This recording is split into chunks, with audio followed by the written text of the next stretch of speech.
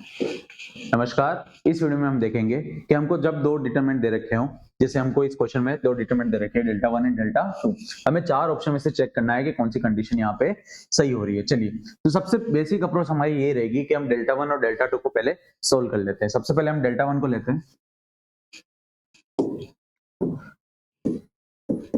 जो है हमारे पास 1 a square, 1 b square, 1 c square. हम एक जनरल अप्रोच लगाएंगे कि इस डिटरमिनेंट में हम जितने मैक्सिमम नंबर ऑफ जीरो बना सकते हैं रो या कॉलम ट्रांसफॉर्मेशन करके उतने हम बनाने की कोशिश करेंगे। सबसे पहले हम देख पा रहे हैं कि ये हमारा कॉलम फर्स्ट है, ये हमारा कॉलम सेकंड और ये कॉलम हमारा थर्ड। तो हम यहाँ पे ट्रांसफॉर्मेशन लगा सकते हैं। सबसे पहले हम कॉलम फर्स्ट में ट्रांसफॉर्मेशन लगाएंगे, column first minus column second कर देंगे। देन हम कॉलम सेकंड में भी ट्रांसफॉर्मेशन लगाएंगे, हम कॉलम सेकंड में से कॉलम थर्ड को क्या कर देंगे, माइनस। चलिए, ट्रांसफॉर्मेशन लगाने के बाद हमारा रिजल्ट आएगा कुछ। सबसे पहले c1 माइनस c2, तो 1 माइनस 1, फिर a माइनस b, फिर a square minus b square. Then again c2 minus c3, तो 1 minus 1, b minus c, b square minus c square, then 1 cn c स्क्वायर। चलिए, अब हम देख पा रहे हैं कि डेल्टा 1 बराबर हो जाएगा 1 माइनस 1 तो हो जाएगा 0, यहाँ पे भी 1 माइनस 1 कितना हो जाएगा 0, यहाँ पे क्या रह जाएगा 1। यहाँ पे a माइनस b है, a square minus b square को यहाँ पे हम by formula a plus b और a माइनस b लिख सकते हैं। सेम यहाँ पे b माइनस c है, सेम यहाँ पे भी b प्लस c और b माइनस c, यहाँ पे c है और यहाँ पे c स्क्वायर। चलिए, अब हम जो चीजें कॉमन ले सकते हैं वहां से कॉमन ले लेंगे। इस पूरे फर्स्ट कॉलम से a माइनस b कॉमन आ रहा है, इस सेकंड कॉलम से b माइनस c कॉमन आ रहा है, हमारे पास अंदर बच जाएगा 0 1 a plus b, 0 1 b plus c, 1 cn c square. देखिए, जितने नंबर ऑफ मैक्सिमम जीरो बना सकते थे हम, तो ये 2 जीरो हमने बना लिया, तो हमारा अब डिटरमिनेंट सोल्व करना इजी हो जाएगा। तो बाहर चल रहा है हमारे पास a माइनस बी, देन अंदर चल रहा है हमारा b माइनस सी। अब इसको सोल्व कर लेते हैं हम रो फर्स्ट के रेस्पेक्ट में। तो इन दोनों की वजह से तो जो भी आंसर आएगा वो जीरो ही आएगा, तो हम डायरेक्ट थर्ड एलिमेंट से शुरू कर लेते हैं। तो इन दोनों का हो जाएगा cross multiply, then minus a plus B, तो ये हो जाएगा हमारे पास a minus B, b minus C, then minus अंदर जाएगा तो ये हो जाएगा माइनस ए और माइनस बी, प्लस बी से माइनस बी कट जाएगा तो अंदर बचेगा सिर्फ c माइनस ए। तो ये आ चुकी है हमारे पास डेल्टा 1 की वैल्यू। चलिए, अब हम डेल्टा 2 सेम अप्रोच से फाइंड आउट करने की कोशिश करते हैं। तो डेल्टा 2 बराबर हमारे पास है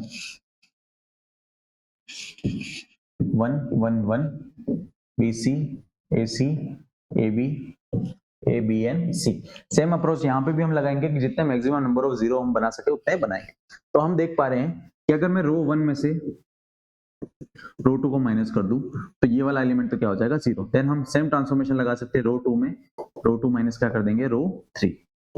चलिए, तो यहाँ पे अप्रोच लगाते हैं तो ये आ जाएगा अपने पास 1 minus 1, then BC minus AC A minus B, 1 minus 1 AC minus AB B minus C, then 1 AB and C। चलिए, इसको सोल्व करने की कोशिश करते हैं। तो 1 minus 1 हो जाएगा हमारे पास 0, then 1 minus 1 हो जाएगा 0, then 1। यहां से अगर मैं C कॉमन ले लूं तो अंदर बचेगा B minus A, यहां से अगर मैं A कॉमन ले लूं तो अंदर बचेगा C minus B, यहाँ AB बच रहा है, यहाँ पे A minus B है, यहाँ पे B minus C है, यहाँ पे C। चलिए, तो पूरे में से अगर हम देखें तो a माइनस बी और यहाँ पे b माइनस है, तो इस एलिमेंट से अगर मैं माइनस को कॉमन ले लेता हूँ और यहाँ पे भी c माइनस बी और यहाँ पे भी b माइनस सी, तो इससे अगर माइनस कॉमन ले लेता हूँ तो ओवरऑल में कुछ ना कुछ कॉमन जरूर ले पाऊंगा। चलिए, तो 0 c b माइनस ए, यहाँ से अगर मैं माइनस कॉमन लेता हूँ तो अंदर बच जाएगा b minus A, then 0 a c minus B, यहाँ से माइनस कॉमन लेता हूँ तो अंदर बच जाएगा c minus B, 1 A B N C. अब मैं देख पा रहा हूं कि रो 1 से b माइनस ए क्या आ जाएगा कॉमन, रो 2 से c माइनस बी कॉमन आ जाएगा, देन हमारे पास बचेगा 0 0 1 c a a b minus one and c। बस हमें इस डिटरमिनेंट को भी सोल्व कर देना है। तो डेल्टा 2 बराबर ये आ रहा है हमारे पास, तो डेल्टा 2 को हम सोल्व करेंगे तो ये आ जाएगा b minus A c minus B. अब कॉलम फर्स्ट के रेस्पेक्ट में अगर मैं इसको ओपन कर दूं तो इन दोनों एलिमेंट्स की वजह से तो आंसर क्या आ जाएगा 0, डायरेक्ट 1 के रेस्पेक्ट में खोल लेते हैं, तो minus C then minus A. चलिए, तो ये आ जाएगा डेल्टा 2 बराबर b minus A c minus B, then minus minus हो जाएगा प्लस, तो ये आ जाएगा a माइनस सी। तो हमारा डेल्टा 2 भी आ चुका है और डेल्टा 1 भी आ चुका है। इसको हम अलग से लिख लेते हैं। तो डेल्टा 1 हमारा ये रहा, डेल्टा 2 हमारा आया b minus A, c minus B, a minus C.